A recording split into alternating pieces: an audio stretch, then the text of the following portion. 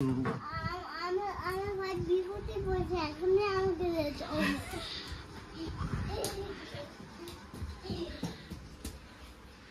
তোমার ভাই? তোমার ভাই কই?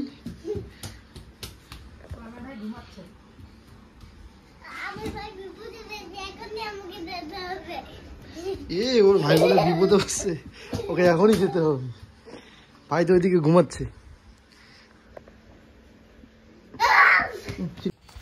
এদিকে দেখো সকাল সকাল বাবা কিছু বাজার নিয়ে এসছে, চলো তোমাদের সাথে শেয়ার করি। বাবার কাছে যখন এই টাকা পয়সা থাকে আর কি, এই এটা সেটা যখন বিক্রি টিক্রি করে, তো আজকে যেরকম নারকেল নিয়ে গেছিলো, তো বিক্রি টিক্রি করে আমাদের গাছের নারকেল, তখন কিন্তু বাবা অবশ্যই অনেক বাজার নিয়ে আসে, মানে বাজার খরচা নিয়ে আসে, সবজি কাঁচামালের কথা বলছি। তো আজকেও দেখো যে কত কিছু নিয়ে এসছে, লাউ শাক নিয়ে আসছে, তারপরে এখানে সর্ষে শাক নিয়ে আসছে। এখন যেহেতু নতুন সিজন উঠেছে সর্ষে শাকের, আর শাক কিন্তু বাবা খুব ভালোবাসে, তো সমস্ত কিছুর থেকে হচ্ছে শাকটা খুব পছন্দ করে। যে কোনো শাক, সেটা যদি শুধু একটুখানি কড়াইতে তেল দিয়ে এমনি তেল একটুখানি লবণ দিয়ে খালি এমনি ভাজা ভাজা করে দিলেও শাক মানে খেয়ে নিবে, এত পছন্দ করে। শাকগুলো দেখো আমার বর মশাই বেছে দিচ্ছে, হাত দেখে বুঝতেই পারছো।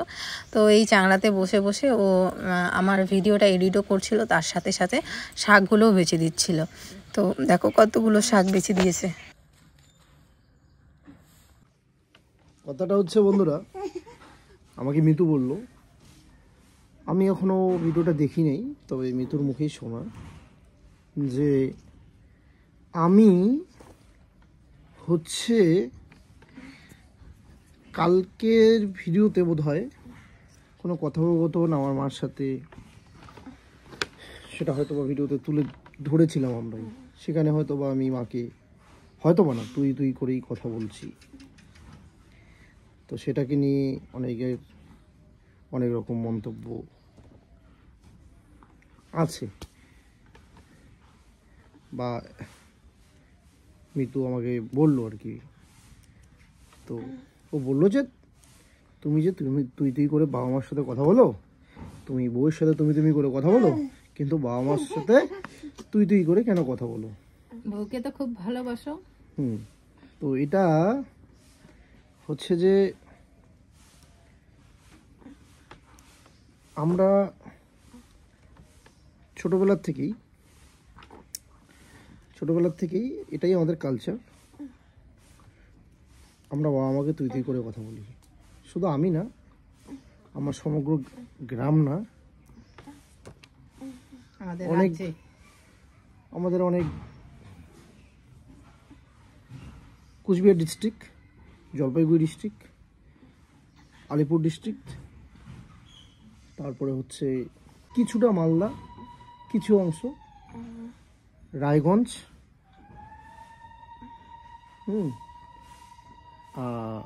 নেপালের ওরংঝাপা, বাংলাদেশের রংপুর, কুড়িগ্রাম, আসামের গোয়ালপাড়া, তারপরে হচ্ছে কি বলে এটাকে, কোকরাঝাড় কিছু অংশ, কিছুটা পেয়েছে এদিকে কাছেই, যেটা কি বলে এটাকে, এই সমস্ত জায়গা, এই সমস্ত। আমাদের ভাষাটা যেহেতু আলাদা, আমরা কিন্তু তুমিকে তুই বলি, আপনিকে তোমরা বলি, অনেক চেঞ্জেস আছে এখানে। যখন আমরা কাউকে সম্মান দিয়ে কথা বলি, তার মানে যে তুইটা অসম্মান করা হচ্ছে সেটা কিন্তু না। আমি বলছি যে যখন আমাদের মধ্যে আবার বাবা মাকে অনেকে তোমরা তোমরা করে কথা বলে, তোমরা হামরা, তোমরা এটা কেন করলেন না, তোমরা এই কাজটা করো, তোমরা এলাকা খান নাই। আর তো এখানে তুই বলা মানেই যে অসম্মান করা এমনটা না, এটা আমাদের ভাষা, এটাই আমাদের কালচার। আমরা ছোটোবেলার থেকেই বাবা মাকে তুই তুই করে কথা বলে এসেছি। আর শুধু আমি না, যখন শুদ্ধ বাংলা ভাষা কথা বলি তখনও তুই বলি, অনেক ক্ষেত্রে তুমিও বলি। আমার বাবা মাকে দেখে এসছে, তার বাবা মাকে তুই তুই করে কথা বলে আসছি। এবার তোমাদের কাছে হয়তো বা একটু ব্যতিক্রম লাগতে পারে, কারণ তোমরা আর আমি যে এরিয়াগুলোর কথা বললাম, এই এরিয়াগুলোতে যত রাজবংশী কমিউনিটির মানুষ আছে তারা জানবে অ্যাকচুয়ালি আমাদের তুই করাটা অসম্মান নয়। আমরা ছোটোবেলার থেকেই এটাই দেখে বড় হয়েছি, এটাই আমাদের কালচার, এটাকে আমরা অসম্মানের চোখে কোনোদিনও দেখতে পারি না। যথেষ্ট সেই ক্ষেত্রে কিছু বলার নেই আর কি। এটাই আমার মনে হলো তোমাদের এই জিনিসটা হয়তো বা কোনো না কোনো দিক দিয়ে অন্যরকমভাবে স্প্রে হবে, যার জন্য আমি তোমাদের সাথে শেয়ার করলাম। আর যে সমস্ত এরিয়ার কথা বললাম, এই সমস্ত এরিয়াতে আমাদের রাজবংশী মানুষ বসবাস করে আদিকাল থেকেই, রাজার রাজত্বকাল থেকেই। তো তারা অবশ্যই জানে এই সমস্ত এরিয়াতে যারা নন রাজবংশী বা অন্য অন্য কাস্ট, যারা অন্য অন্য কমিউনিটির মানুষ আছে, তারা কিছুটা হলেও জানে। তো যাই হোক, এই বিষয়ে এবার যে আমাকে নিয়ে ভিডিও বানিয়েছে বা যে বলছে তাকে যে আমি খারাপ পাচ্ছি সেটা না, কারণ ওনার কাছে হয়তোবা মনে হয়েছে, হতেই পারে, কিন্তু আমি বলবো যে না, এইভাবে বললে অসম্মান করা হয় না, এটা আমাদের সম্মান দিয়েই কথা বলা হয়। কোনোরকমভাবে কাউকে ছোট করা, আঘাত করা, অসম্মান করা তুই বলে কোনোদিনও হয় না আমাদের। এদিকে সবার বাড়িতে, মানে আমাদের বাড়িতে কেউ একদমই ঝাল মশলা তেল এই সমস্ত কিছু পছন্দ করে না।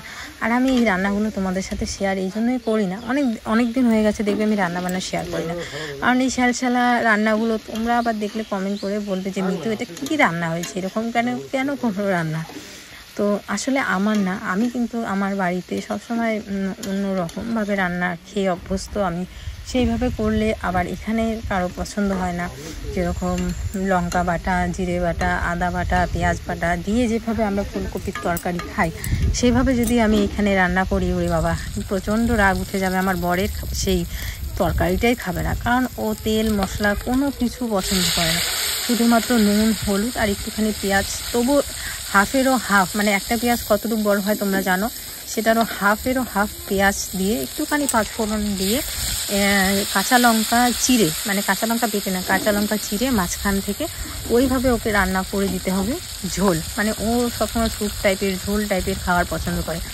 এক কথায় বলতে পারো অনেক সময় দেখবে তোমরা, আমরা ওই যে নেপালিরা যেরকম খাবার পছন্দ করে সেম ওরকম। তো কী কী রান্না হয়েছে তোমরা দেখতেই পেলে।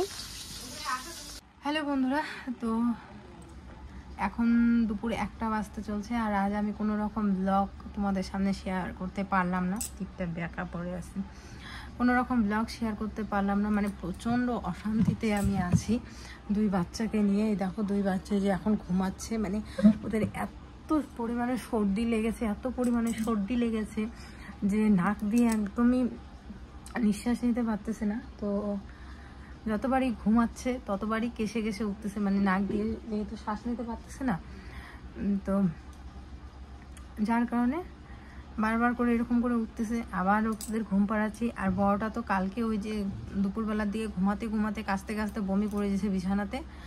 ওকে পরিষ্কার টরিষ্কার করে শোয়াইতে শোয়াইতে ছোটোটা আবার কাঁচতে কাঁচতে বমি করছে। আমি জানি না কেন ওদের দুজনের যদি সর্দি হয়, জ্বর হয়, কাশি হয়, দুজনের একসাথে হয়, আর তখন যে আমার অবস্থাটা কি হয়, মানে আমি তোমাদের বলে বোঝাতে পারবো না, মানে আমি ভাষায় প্রকাশ করতে পারবো না, এরকম তো অবস্থা হয়ে যায় আমার। তো যাই হোক, যে দুজনকে গরম জল করে, আর ভেবেছিলাম প্রথমে স্নান করাবো না, ছোটোটাও মাটিতে নেমেছে, বড়টাও তো সারাদিন বুঝতেই পারো ধুলা ঠুলা ধরছে, তো স্নান না করালে আরও বেশি ঠান্ডাটা লাগবে।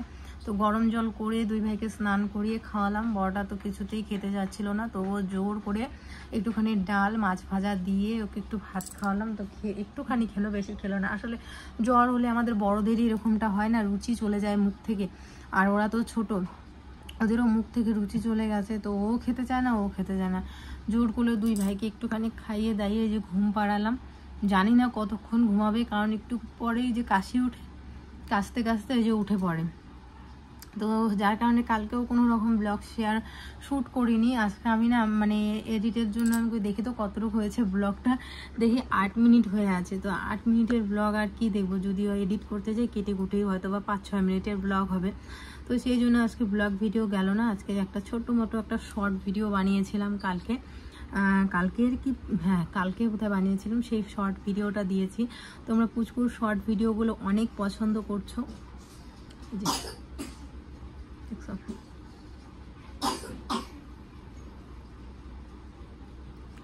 সেই জন্য না বাইরেও যেতে ইচ্ছা করে না। যদি কাজতে কাজতে বমি করে ফেলে, আমি বাইরে কাজ করতে যাবো, ওখানে যদি উঠে পড়ে, সেই জন্য এখন কয়েকদিন ধরে কাজ বাজও সেরকম করছি না, সব ফেলে রেখেছি।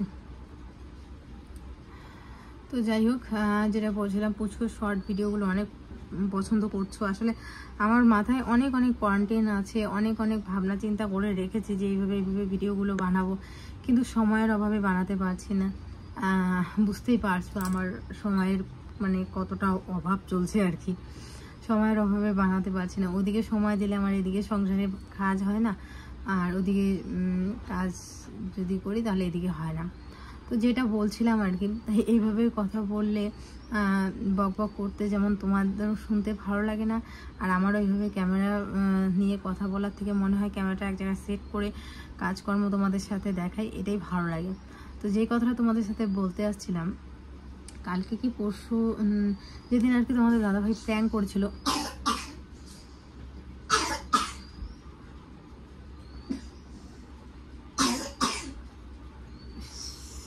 বাচ্চা কাচ্চা। আর মিতাংশের একটা এত বাজে অভ্যাস কি, ওষুধ আনছে, ওষুধ আছে ঘরে, ও কিছুতেই ওষুধ খাবে না। মানে ওষুধ খেলে যে ওর কী হয়, ওষুধ খেলে বমি করে দেয়, ও কিছুতেই ওষুধ খাবে না।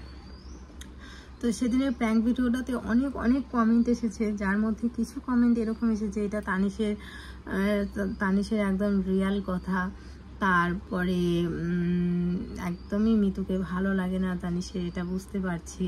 তারপরে আমাকে অনেকে কমেন্ট করে বলেছো, প্লাস হ্যাঁ 2-1জন কমেন্ট করে এরকম আসছে যে ইসে করো, তুমি সবসময় সেজে গুজে থাকবে, ছেলেরা হচ্ছে সৌন্দর্যের পূজারী। তো এই কমেন্টটা পড়ে আমার সত্যি একটু হাসিই লাগলো, যে সত্যি যদি ছেলেরা সৌন্দর্যের পূজারী হয়, সব ছেলেদের কথা বলছি না, কিছু কিছু ছেলেদের নেচার এরকম আছে। কিন্তু দেখো একটা কথা বলি, তাহলে বড় বড় যে সেলিব্রিটিরা আছে তাদের কেন ডিভোর্স হচ্ছে? তারা তো খুব সুন্দরী, তাই না? তাহলে তাদের কেন ডিভোর্স হচ্ছে? তাদের মধ্যে স্বামী স্ত্রীর মধ্যে কেন মিল নেই, কোনো কিছু নেই? কেন তারা সেপারেট হয়ে যাচ্ছে? তারা তো সব দিক দিয়ে, কোনো দিক দিয়ে অভাব নেই। তারা দেখতে সুন্দর, এডুকেশনের দিক দিয়ে ভালো, তারপরে সব দিক দিয়ে, ফিনান্সিয়ালের দিক দিয়ে, স্টাইলের দিক দিয়ে, সুন্দরের দিক দিয়ে, কিন্তু তবুও তাদের মধ্যে ডিভোর্স হচ্ছে। তার কারণ হচ্ছে মনের মিল।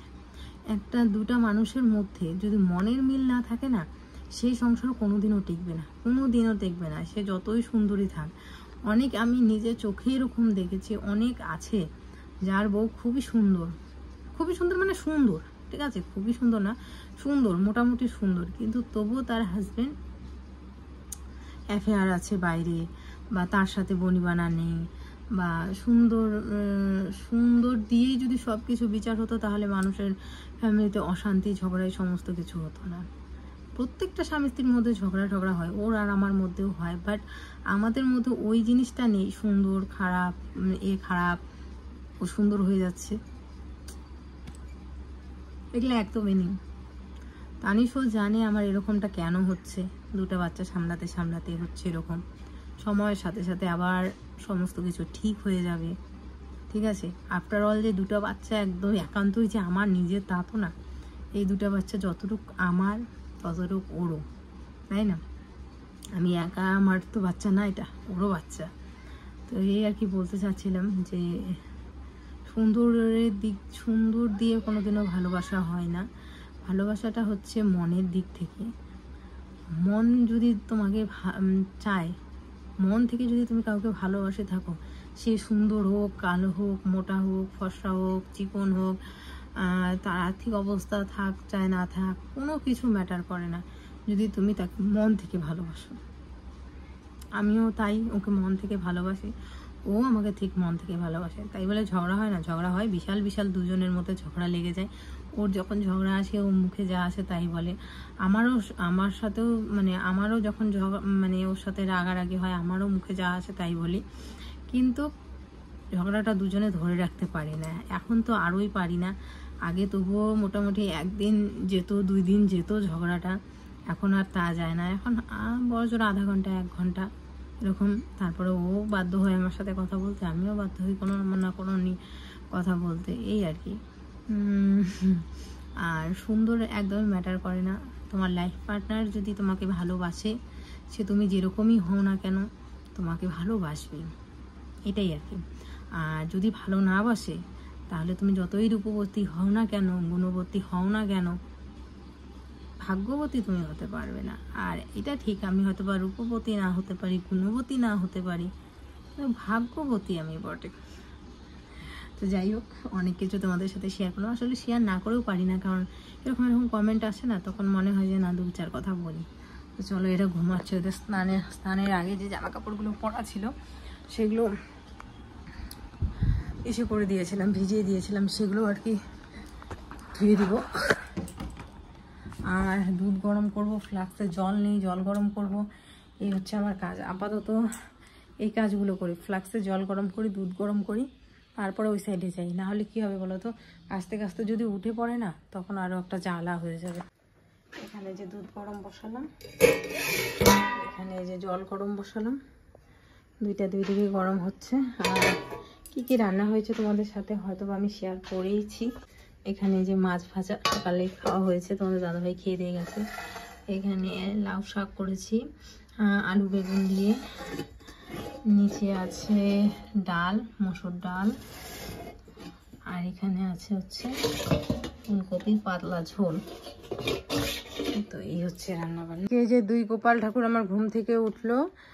তো সচরাচর কিন্তু আমি এই যে এই সমস্ত কিছু খাবার দেই না, কিন্তু যেহেতু 2 ভাইয়েরই একটু মুখটা ভালো না, আর কিছুই খেতে যাচ্ছে না, বুঝতেই পারছো, জ্বরের মুখে কিচ্ছু ভালো লাগে না, তো সেই জন্য 2 জনকে একটু একটু দিলাম, খাক। ছোটটা তো আর এই যে খেতে পায় না, মুখ থেকে বেরিয়ে যায়। এই যে বাবা, এই যে পড়ে গেছে, এই যে ছোটন, ও তো তার ওষুধটা মনে করো জোর করে দিলে খায়। ইনি বাবু আমার ওষুধ খায় না। বাবা ওষুধ খাবা? দিব? এত সোজা আনবো? কি সুন্দর করে বলে ওষুধ খাবে। যখনই নিয়ে আসি সামনে, তখনই নিয়ে আসবো। সত্যি তো? দাঁড়াও,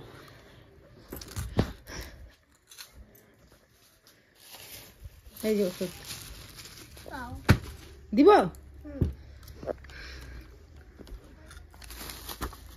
তো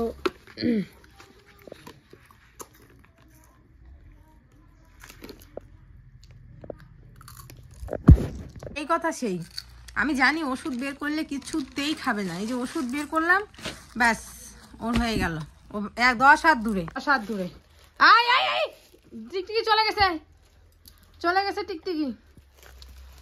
তো যাই হোক, শোনো